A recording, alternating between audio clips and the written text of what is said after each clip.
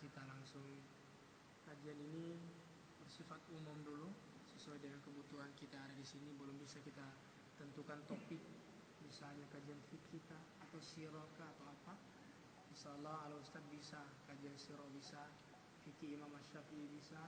Tapi untuk malam hari ini dan sesuai kebutuhan masyarakat, kita kajiannya dalam bentuk umum saja. Jadi masyarakat mau tanya apa, terserah. Nanti Ustaz akan sampaikan hal-hal yang umum yang berkaitan dengan realita kehidupan sekarang. Jadi untuk mempersingkat waktu, kepada Ustaz disilakan dengan hormat.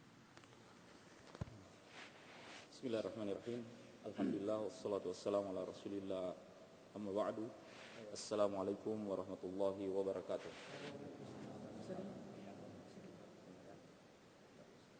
Apa kabar semuanya? Alhamdulillah.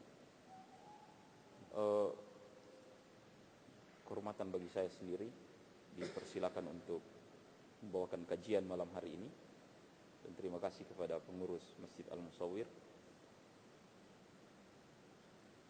bahwasanya agama ini hidup dengan ilmu.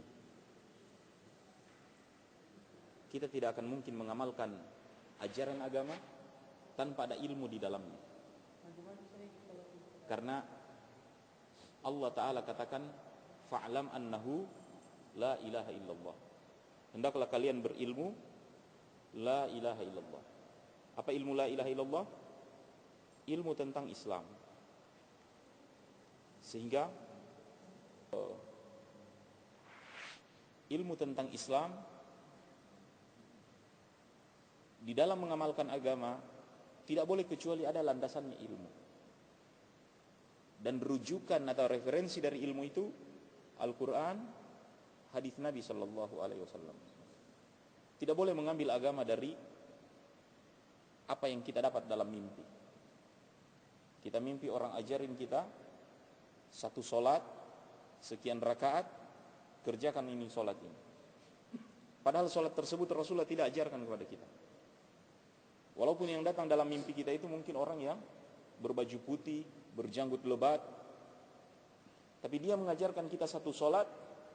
Nah, amalkan ini solat. Tambah dari 5 waktu itu ada satu lagi solat. Kita tidak akan amalkan walaupun bentuknya solat, walaupun bentuknya puasa, walaupun bentuknya zikir.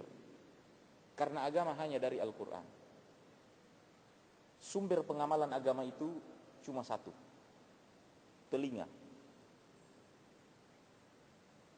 Cuma telinga ini alat untuk menerima agama.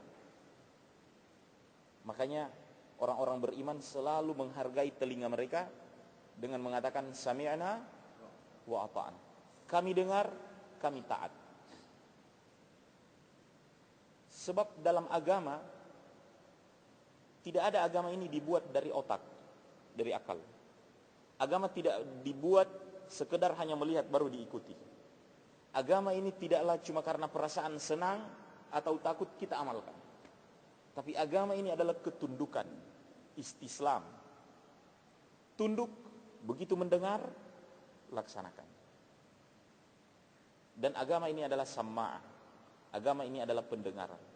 Didengarkan Jibril, didengarkan Nabi SAW dari Jibril, didengarkan para sahabat dari Rasulullah SAW, didengarkan para tabi'in dari para sahabat, didengarkan oleh para ulama dari ulama.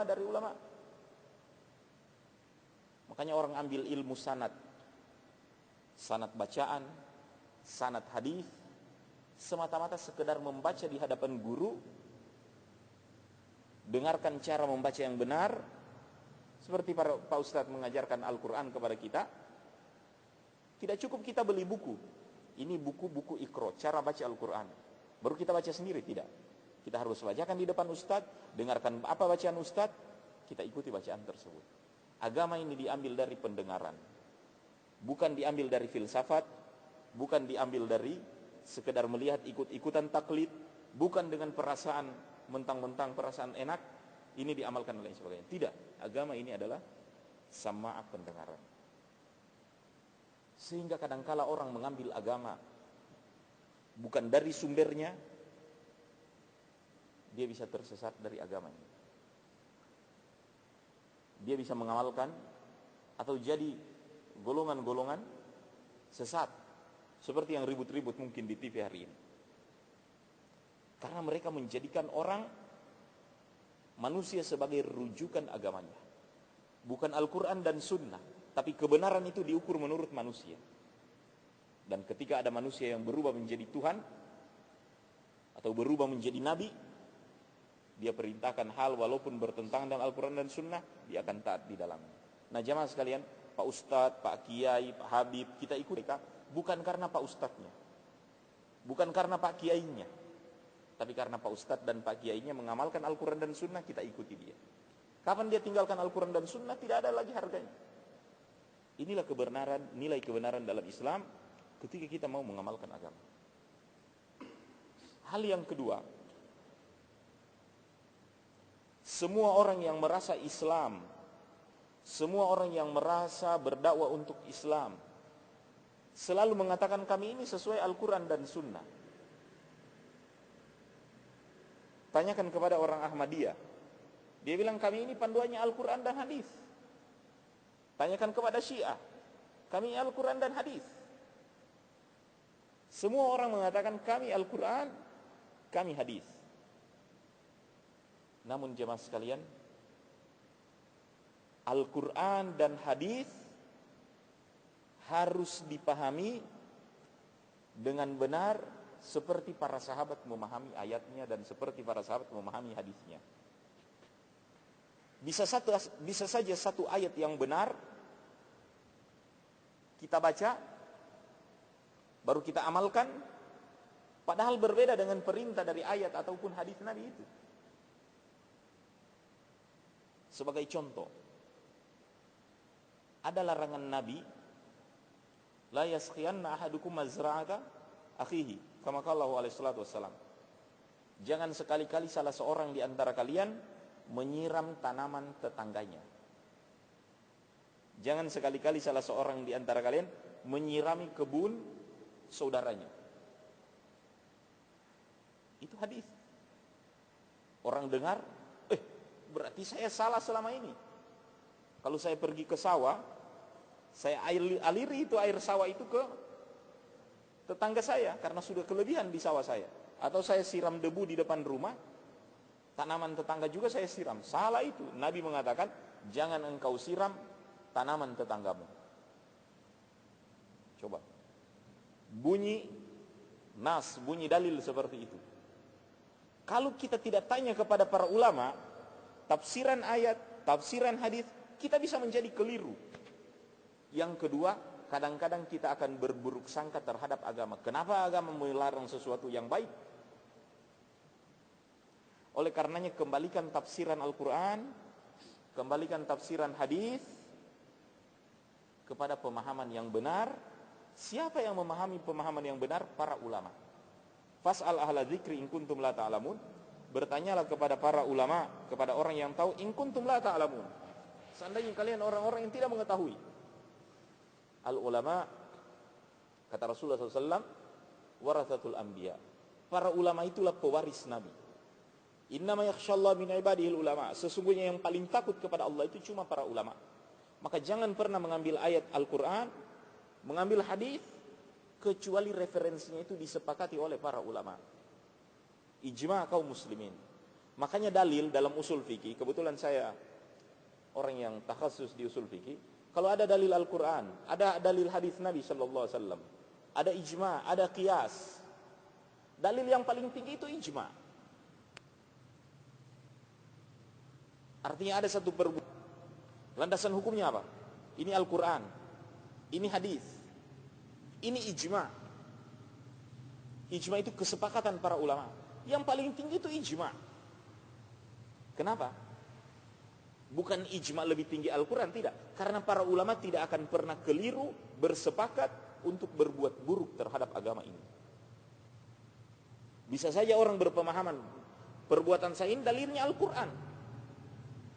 Apa dalilnya? Oh, ini dia bacakan ayat. Tapi itu kan menurut dia. Dalil saya ini hadis.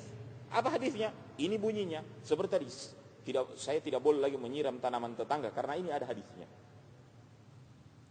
Penting setiap ayat Al-Quran, penting setiap hadis dikembalikan pemahamannya, ditanyakan kepada para ulama artinya, supaya kita tidak keliru. Ternyata apa tadi hadis itu? Jangan menyiram tanaman tetangga kalian. Maksudnya Nabi, larangan menikahi wanita yang hamil. Karena bukan tanamannya, tanaman orang lain. Janganlah sekali-kali kalian menyiram tanaman saudaramu. Itu maksud dari hadis itu. Jadi bukan larangan untuk menyiram sawah atau tanaman tetangga kita. Bisa dipahami? Dan siapa yang paham itu? Ulama yang paham. Isyarat-isyarat Al-Quran, hadis, para ulama yang ahlinya. Jangan kita mempelajari agama ini sendiri-sendiri. Harus ilmu. Makanya Imam Bukhari keluar masih muda, pulang ke negerinya sudah tua, demi untuk menuntut ilmu. Jamaah sekalian dirahmati Allah, dalam kesempatan ini saya ingin berbicara, karena memang topiknya masih hangat. Kejadian akhir-akhir ini, kacau-kacau ini misalnya, ini di TV kita lihat. Katakanlah tentang terorisme, ya kan? Orang yang meledakkan sana sini. Memang setiap kasus ini menyedihkan juga. Kita salahkan media, kita salahkan juga mungkin polisi, tapi memang pelakunya rata-rata muslim. Ada juga yang pelakunya bukan non muslim, tapi memang label teroris ini tidak ada. Itu juga tidak adilnya itu media. Bisa dipahami? Tapi rata-rata yang meledak atau membuat kekacauan ini orang Islam. Kadangkala juga profilnya ini sholat, ngaji. Ini yang bikin bingung kita. Apa makin belajar agama makin tersesat orang? Atau bagaimana? Tidak dilakukan oleh orang-orang bodoh. Ini yang ingin saya bicarakan. Pahami agama, tanyakan kepada ahlinya, tanyakan kepada gurunya. Jangan belajar sendiri. Orang yang baca buku sendiri, tamat, ibarat orang yang masuk ke dalam hutan seorang diri. Masuk ke dalam hutan seorang diri, keluar juga seorang diri, tidak ditemani orang. Apa yang didapatkan oleh orang masuk ke dalam hutan sendirian? Dia tidak tahu di hutan itu ada tanaman obat ada berapa. Dia seandainya orang masuk ke dalam hutan dipandu oleh ahlinya, dia tahu di mana buah-buahan, di mana tanaman obat. Ada hewan-hewan pemangsa, ada hewan-hewan yang bukan pemangsa. Berapa jumlah burungnya, bagaimana kontur tanahnya dan lain sebagainya. Kalau ada pemandu masuk ke dalam hutan tersebut, keluar dari hutan dia tahu apa yang dia masuk ke dalamnya. Demikian juga dengan baca buku, baca Al-Quran, baca hadis Nabi, dibimbing oleh guru, kita paham itu agama. Tapi sendirian kita masuk ke dalamnya, kita hilang tersesat, tidak tahu apa-apa lagi ketika kita keluar. Bisa dipahami? Maka ini yang ingin saya bicarakan. Kadangkala tertuduh dari pelaku, anggaplah untuk kita perhalus sedikit, pelaku kriminal ini, ya kan? Dalam tanda kutip teroris, rata-rata Islam. Lantas siapa yang menyuruh mereka? Kita juga mengatakan, kayaknya itu Ustaz suruhan, cuma karena dibayar 1 miliar dia mau meledak. Pikir-pikir juga kita, mana mungkin ada orang yang siap mati, dia menikmati bagaimana lagi itu duit kalau dia siap mati di dalamnya. Tentu ini berangkat dari sebuah keyakinan. Tapi keyakinan bagaimana? Ini yang ingin kita bedah dengan pisau lipat agama, supaya persoalan ini menjadi terang.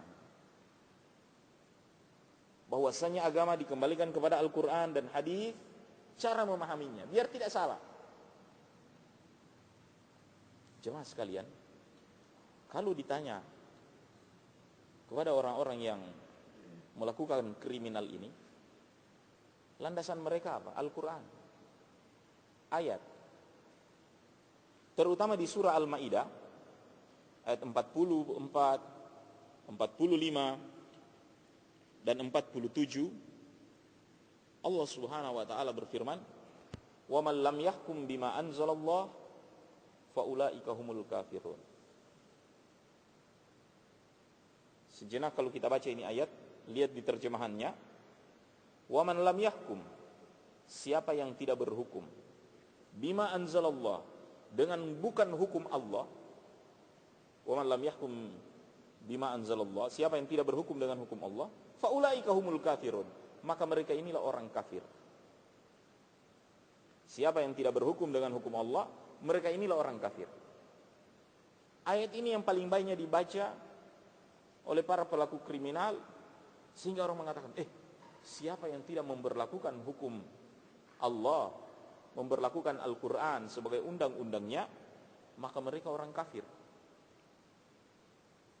Begitu dia melihat ke depan, dia lihat, bukan Al-Quran ini hukum.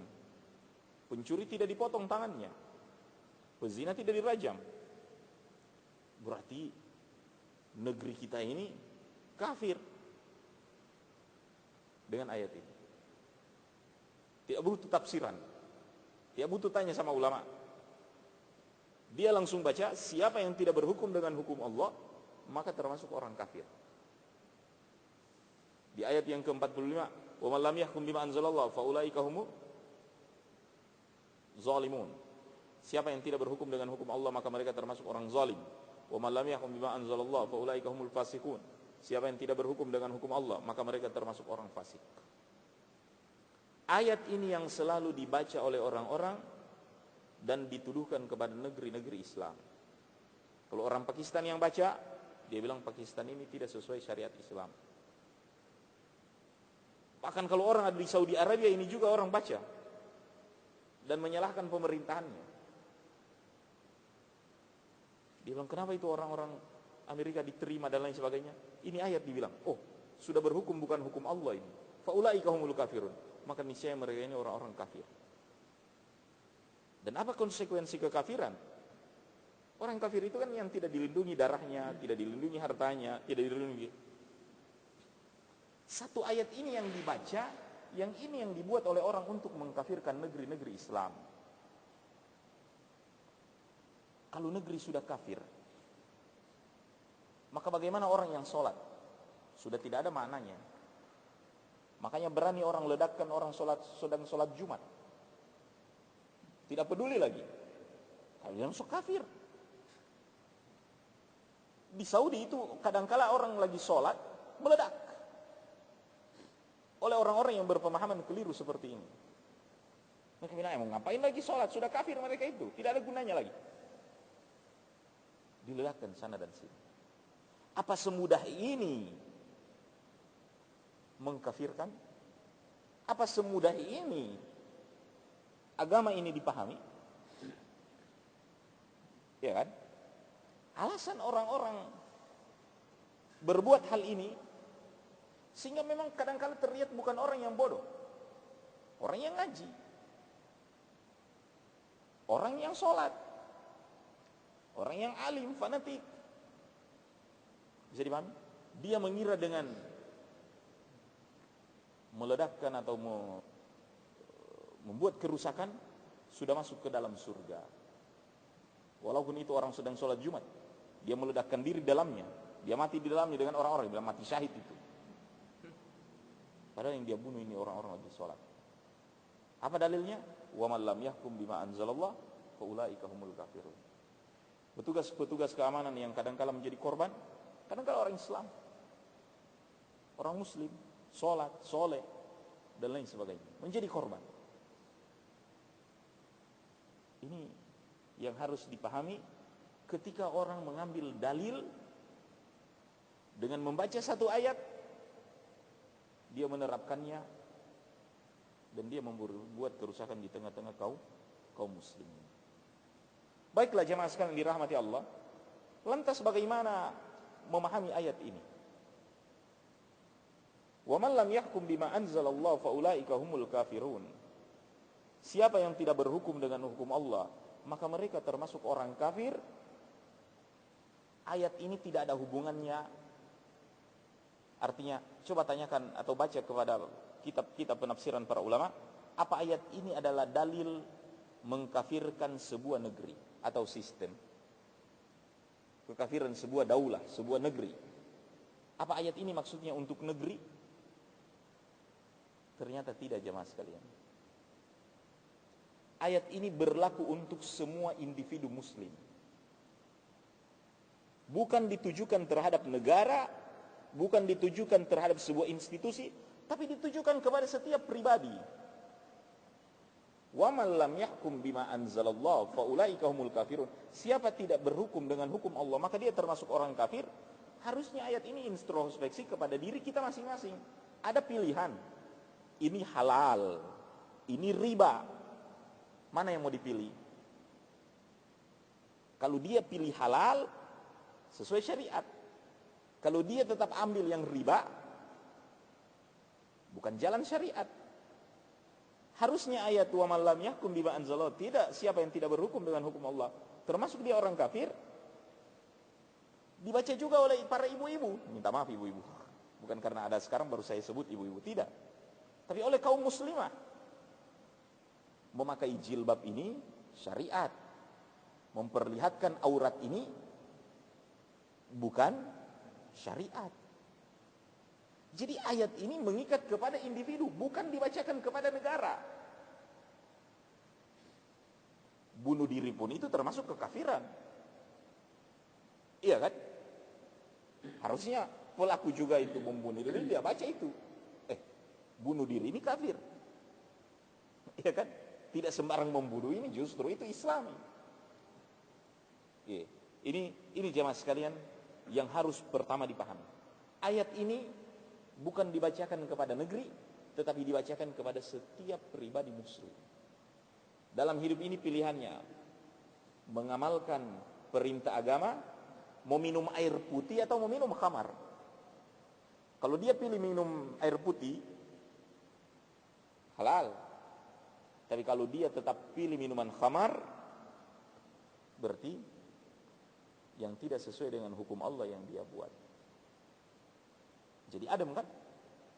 Ternyata ayat ini instruksi bagi kita. Bisa dipahami. Namun jemaah sekalian dirahmati Allah, indahnya 3 ayat ini. Sama bunyinya, wa man lam yahkum bima anzalallah. Akhirannya berbeda. Fa ulaika humul kafirun. Mereka itu adalah termasuk orang-orang kafir. Fa ulaika humul fasiqun. Mereka itu termasuk orang-orang fasik. Faulaika humuz zalimun. Mereka itu termasuk orang zalim. Siapa yang tidak berhukum dengan hukum Allah, kafir, fasik, zalim. Ada perbedaan antara kafir, fasik dan zalim. Apa yang disebut kafir? Kafir itu arti bahasanya terhapus. Makanya dalam doa, kadang-kala Pak Imam membaca doa, kafir anna sayyiatina wa tawaffana ma'al abrar. Kafir anna. Kafir anna itu kafirkanlah kami. Ustaz, bahaya itu doa itu. Kafir anna sayyiatina itu kafirkanlah kami. Tapi arti dari kafirkanlah kami itu kafirkanlah kesalahan-kesalahan kami. Sayyiatina. Iya kan? Kafir anna sayyiatina. Kafirkanlah segala kesalahan-kesalahan kami. Artinya hapuskanlah. Wa tawaffana ma'al abrar. Matikan kami bersama orang-orang yang baik.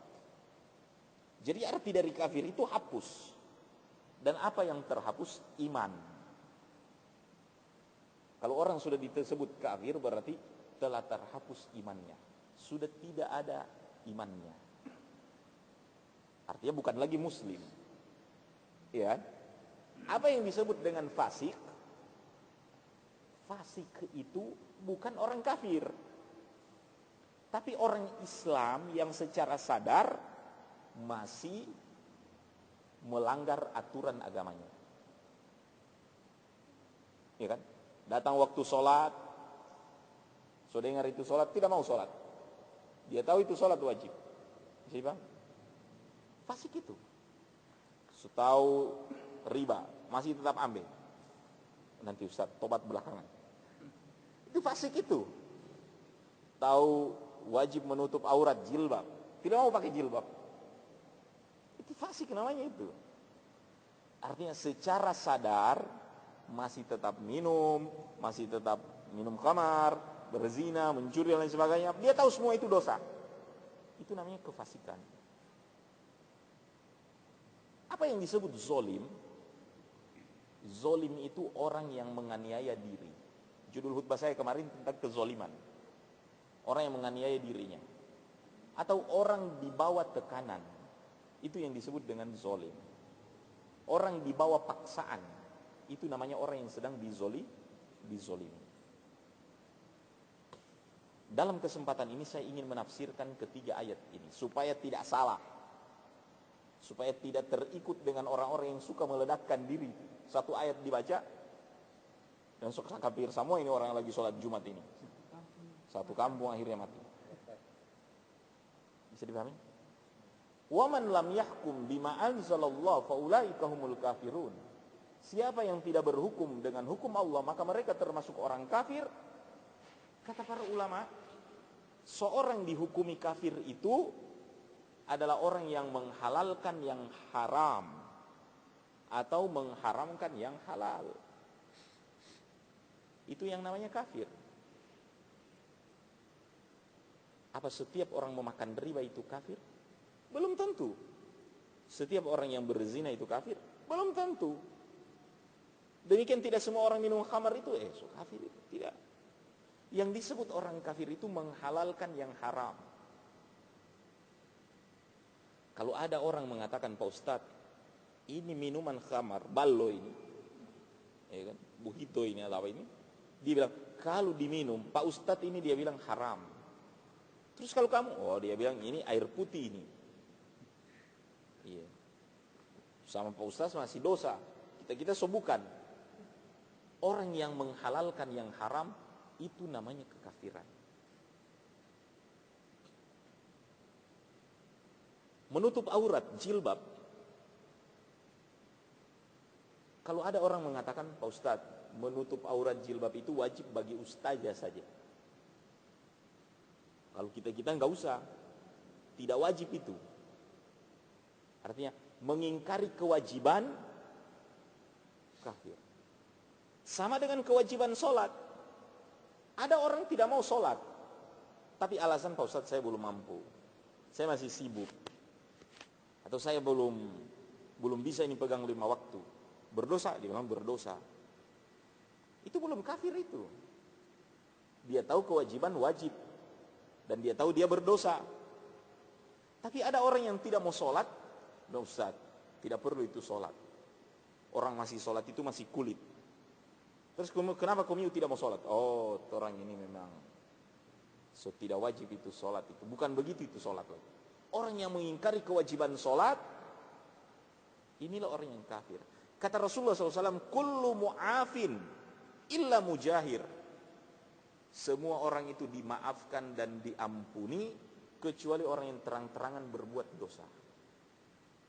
Harusnya orang yang minum ballo itu bisa diampuni, tapi dia sudah perlihatkan di depan banyak, "Woi, siapa yang bilang haram? Ini halal," dia bilang. Malah dia minum di masjid. Malah dia minum di halaman masjid. Itu menantang. Inilah yang disebut kekafiran. Orang yang menghalalkan yang haram, itu yang disebut dengan kafir. Adapun orang yang tetap meyakini bahwa haram, tapi saya belum bisa melaksanakan. Ada orang tahu bahwa minuman haram itu, minuman keras itu haram. Tapi kenapa tetap minum? Bukankah dosa? Dia bilang, Pak Ustadz saya tahu itu dosa, tapi saya ini ketagihan. Alkoholik kan? Saya ini ketagihan. Narkoba itu haram. Kenapa tidak langsung? Saya ini sakau, saya ini tidak bisa kalau terlepas dari ini. Ada orang yang adiktif, ada orang yang ketagihan. Dia tahu bahwa itu haram. Dia tahu dia berdosa. Pak Ustadz, saya tahu itu memakai jilbab itu wajib. Perlihatkan aurat ini haram. Tapi saya belum bisa pakai jilbab. Kenapa baju-baju yang pendek-pendek itu baru semua itu Ustaz, belum tak pakai semua. Sayang-sayang mau dikasih ke orang dan lain sebagainya. Terus memperlihatkan aurat ini halal atau haram? Dia bilang haram, tidak boleh. Tapi saya masih pakai ini. Orang yang seperti ini bukan kafir. Artinya dia tahu perbuatan haram, bisa dipahami, tapi dia belum bisa melakukan. Inilah yang disebut fasik. Nah, orang fasik bukan kafir. Bedakan itu. Masa semua hukum cuma hitam putih? Inilah perbedaan antara para ulama dengan orang yang awam. Para ulama mengetahui urusan itu terperinci. Sedang orang awam, orang bilang bagi rata, pukul rata dan lain sebagainya. Bisa dipahami di sini? Ayat tidak boleh berhukum dengan hukum Allah. Ini ada 3. Kafir, fasik, zolim. Jadi siapa yang disebut dengan orang fasik? Orang yang sadar melakukan dosa dan dia tetap mengakui itu perbuatan dosa, tapi dia belum bisa meninggalkannya. Itu kefasikan. Sehingga banyak orang tidak sholat ini, tapi mereka belum kafir. Karena kita belum bedah dada mereka kan. Tanya sama orang-orang belum sholat ini. Dan memang sholat ini pembeda antara kekafiran dengan keislaman. Al-ahdu bainana wa bainahumus shalah, faman taraka faqad kafar. Perjanjian antara kami dengan mereka sholat. Siapa yang meninggalkannya telah kafir. Tapi apakah kita bunuh orang yang tidak mau sholat? Belum boleh. Karena mereka itu kalau ditanya kadang-kadang, Ustaz, wajib itu sholat. Tapi saya belum bisa. Iya kan? Masih sibuk dan lain sebagainya. Sehingga mereka tidak kafir. Kalau tidak kafir, tidak halal darahnya. Ini yang harus dipahami. Kefasikan.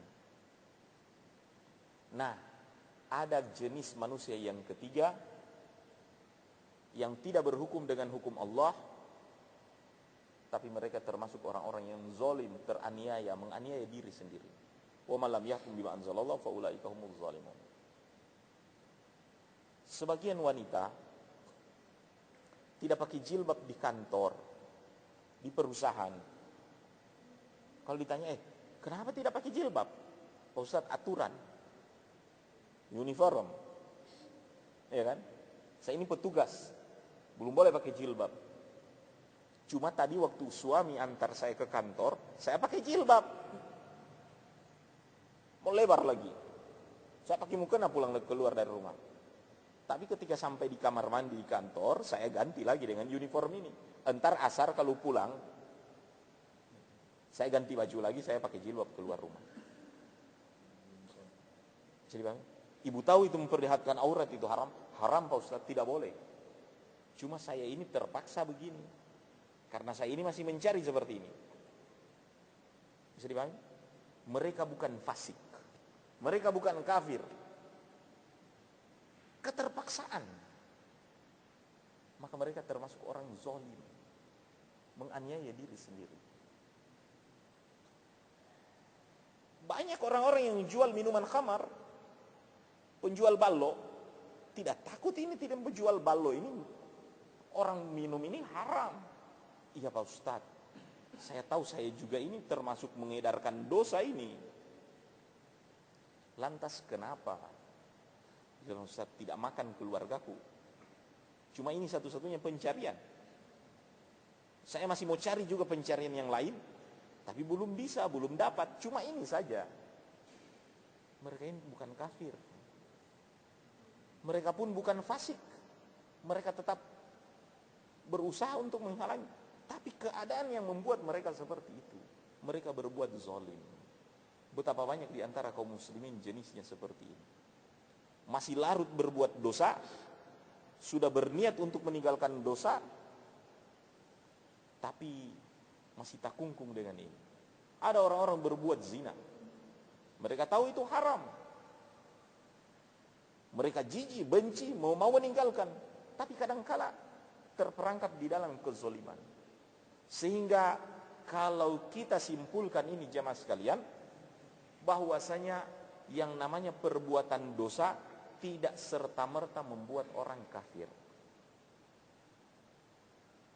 Disinilah ahlu sunnah wal jamaah memandang adilnya manusia, bahwasanya perbuatan dosa belum otomatis menyebabkan orang kafir. Makanya Ahlus Sunnah wal Jamaah berdiri di antara dua kutub yang ekstrim, Khawarij dan kaum Murji'ah. Orang Khawarij itu berdosa kecil sudah kafir. Orang Murji'ah lain lagi. Dosa itu tidak membuat orang keluar dan hilang agamanya. Maka orang Islam itu biar minum khamar tidak apa-apa, biar berzina tidak apa, masih mengucapkan la ilaha illallah, masih Islam itu. Bisa dipahami? Kita berada di antara dua kutub ekstrim. Kutub orang yang liberal, sehingga kadang-kala orang-orang liberal itu sampai memaki-maki agama, ya kan? Mencela-cela Islam, tidak takut mereka ini mau batal Islamnya. Mereka tidak sadar. Artinya perbuatan dosa besar, memaki Allah, memaki Rasul. Karena orang-orang liberal kadang-kala begitu kan? Iya, protes ilmu waris. Sudah apa ini ilmu waris? Tidak sama laki-laki dan perempuan punya warisan. Iya kan? Protes jilbab, dia bilang ini pakaiannya Arab. Mencerca agama ini dosa besar. Tapi mereka bilang biasa-biasa. Orang Khawarij lain lagi. Biar dosa kecil membuat orang kafir. Terorisme berangkat dari pemikiran Khawarij. Berdosa kecil saja orang bunuh. Maka jangankan jamaah sholat Jumat yang mereka bom. Ali bin Abi Thalib sudah pernah mereka tikam. Di antara sahabat-sahabat Nabi SAW banyak yang putra dari Khabbab pernah mereka bunuh. Makanya ISIS hari ini biar Islam mereka sembelih. Hatta sesama mereka. Kalau mereka lihat sosala orang ini, jawaban mereka cuma membunuh. Apa dalilnya? Wa man lam yahkum bima anzalallah fa ulaika humul kafirun. Siapa yang tidak berhukum dengan hukum Allah, maka mereka termasuk orang kafir. Padahal ayat itu ada 3. Belum langsung orang itu kafir. Masih ada orang itu fasik. Masih ada orang itu zalim. Apakah orang-orang yang telah handphonenya siapa itu? Ya. Oh. Maka jemaah sekalian dirahmati oleh Allah Subhanahu wa taala, pertanyaan kita kepada orang-orang yang meledakkan sana sini membuat kematian banyak orang itu, apa mereka sudah bedah sobala itu dada manusia, baru pergi lihat so kafir semua orang-orang ini, sehingga rela mereka bunuh-bunuh seperti itu? Ini pertanyaan. Nah, jamaah sekalian dirahmati Allah, dengan memahami ayat ini, tidak serta-merta kita ini menghukumi negara kita ini adalah negara yang kafir. Betul, belum Al-Quran ini diberlakukan di negara kita ini, ya kan? Belum hadis Nabi SAW yang diberlakukan di negara ini, ya kan? Jujur saja, yang diberlakukan di kita ini kan terjemahan dari state-nya Belanda. Hukum Belanda saja yang diterjemahkan, toh. Artinya cuma terjemahkan, sudah diterapkan. Tapi apa seperti itu kita memandangnya? Di mana dakwah? Di mana usaha untuk memperbaiki? Apa setiap sesuatu yang tidak berhukum dengan hukum Allah termasuk kafir? Atas setiap undang-undang dan hukum yang tidak sesuai dengan hukum Allah termasuk hukum kafir? Belum tentu. Kita ingat Nabi SAW pernah ikut dengan yang namanya halful fudul. Apa itu halful fudul? Undang-undang dan traktat yang disusun oleh orang-orang Quraisy di Makkah. Aturan dari halful fudul ini tidak boleh menzolimi orang lain, tidak boleh membuat kerugian pada orang lain, tidak boleh menindas orang lain. Itu halful fudul, undang-undang itu.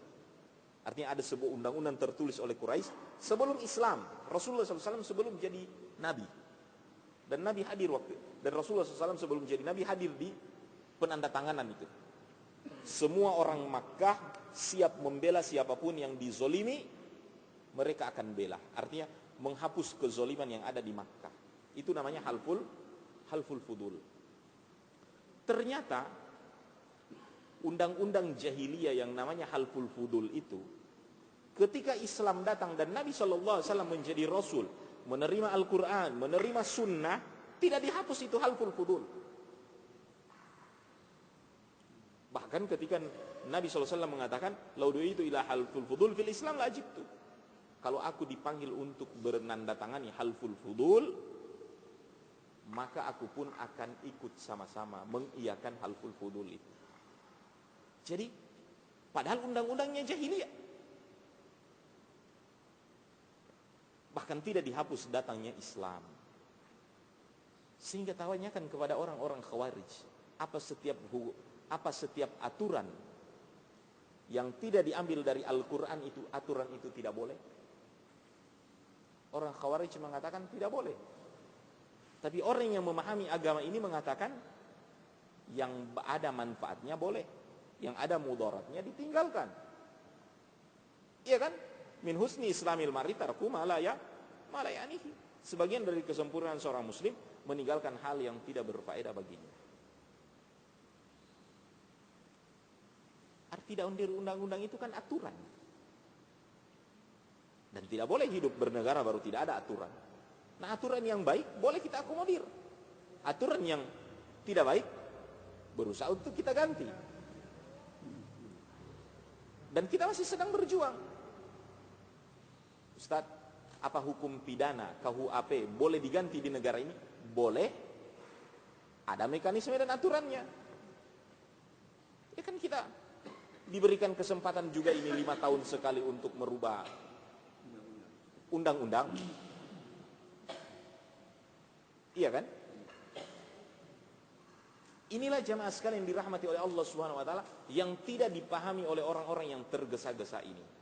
Mereka mengira undang-undang atau aturan yang tidak berasal dari Al-Qur'an serta merta negeri itu menjadi kafir.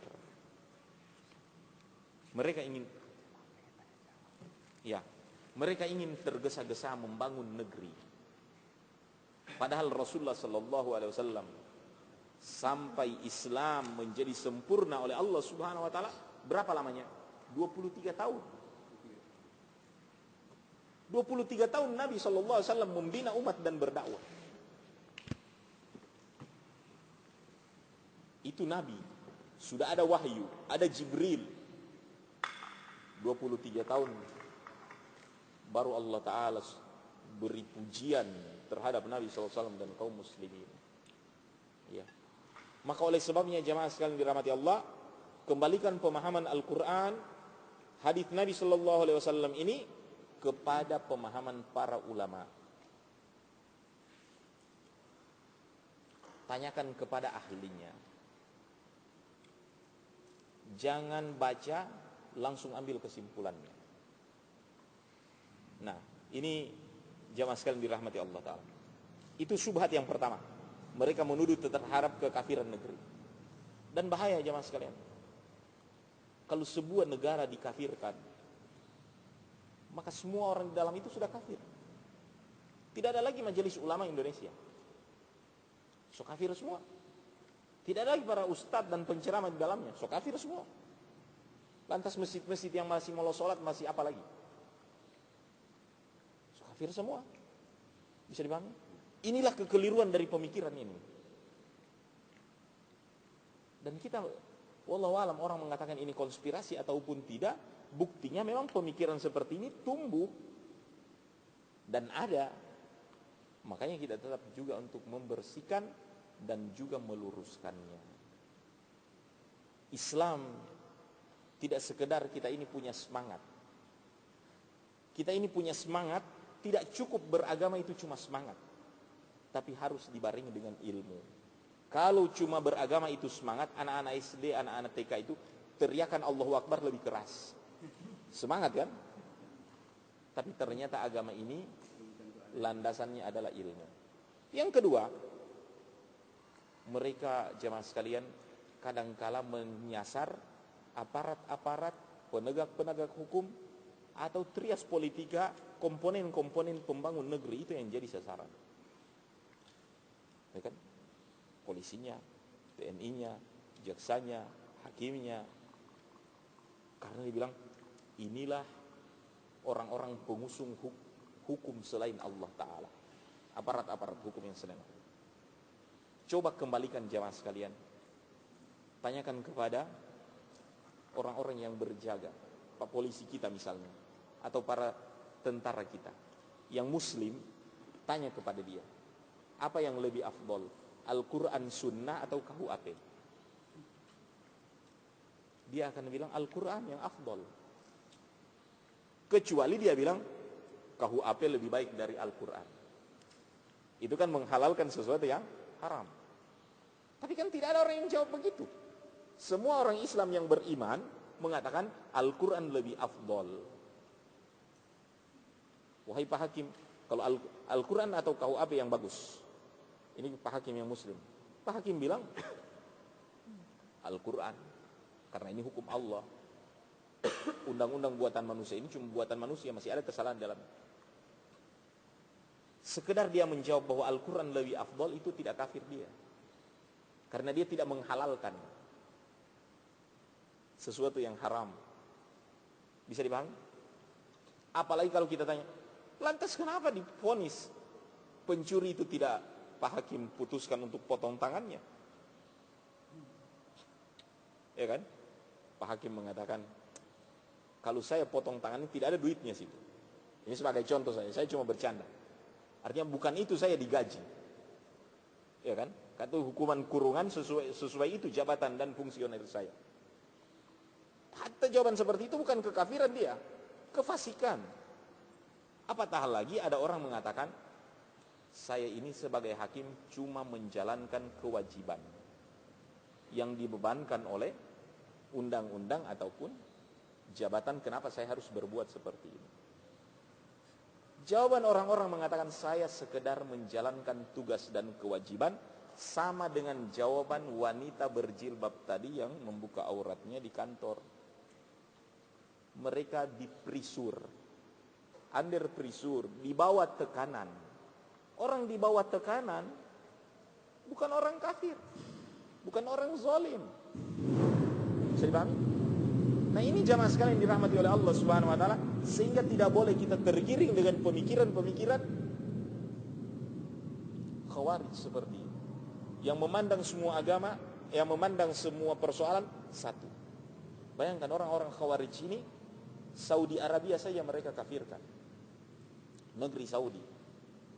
Padahal sudah ada Ka'bah di dalamnya, sudah ada Makkah dan Madinah. Aturan mereka sesuai Al-Quran dan Sunnah. Ya kan? Orang yang berzina dirajam, orang yang mencuri dipotong tangan, orang yang membunuh dikisas. Masih saja masjid mereka tidak aman, dibom. Tidak, masih juga ada orang-orang khawarij yang membunuh aparat keamanan mereka dan lain sebagainya. Bayangkan. Dan tuduhan Muhammad Al-Maqdisi terhadap negeri Saudi itu kan ada di bukunya itu, yang mengkafirkan Daulah Saudiyah. Itu syekhnya mereka, itu syekhnya khawarij itu, Muhammad Al-Maqdisi. Nah, kalau saja Saudi telah mereka tuduh kafir, bagaimana Pakistan? Bagaimana lagi Indonesia? Bagaimana lagi Malaysia? Herannya mereka-mereka ini kalau diburu di negeri-negeri muslim, larinya pergi ke Inggris, minta suaka ke Amerika, minta perlindungan ke Australia dan lain sebagainya, ke negeri-negeri selain muslim. Itulah heran sekalian ini. Mengkafirkan negeri Islam, minta suaka dari negeri di luar Islam. Dan inilah kekacauan dari pemikiran itu. Oleh karenanya jamaah sekalian dirahmati Allah, kembalikan pemahaman agama kita kepada Al-Quran, kepada hadis yang dipahami oleh para sahabat, para salafus saleh, yang dalam hal ini diketahui dan dipahami oleh para ulama. Dan minta maaf, teroris itu tidak ada ulamanya, sesama mereka. Siapa ulama mereka? MUI, Majelis Ulama Indonesia, mengharamkan perbuatan mereka. Siapa ulamanya? Ulamanya mereka saja. Bahkan tanda-tanda khawarij itu sigarul qaum, sufaha'u ahlam.